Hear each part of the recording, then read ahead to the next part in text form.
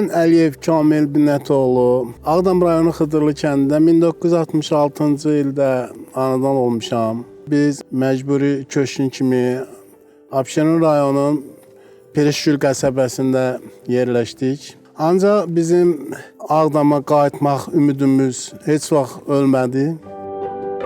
Ümidlərimiz gerçəkləşdi. Biz bu Ağdam rayonunun Xıdırlı kəndinə qayıtdıq və evlə təmin olunmuşuq. Allah şəhidlərimizə rəhmət eləsin. Biz şəhidlərin qanı, canı bahasına bu torpaqlara qayıtmışıq. İşlə bağlı Dövlət Məşğulluq Agentliyinə müraciət elədim. Ağdam rayonunun Sənaye Parkında Az İstehsal şirkətində avtokar sürücüsü kimi işə götürüldüm. Şimdiden də çox məmnunam. Məşğulluq Agentliyinə öz təşəkkürümü bildirirəm ki, nəhayət mən işlə məşğulam və aləmlə öz kəndimdə, doğma kəndimdə yaşayıram və yaşayacağam inşallah.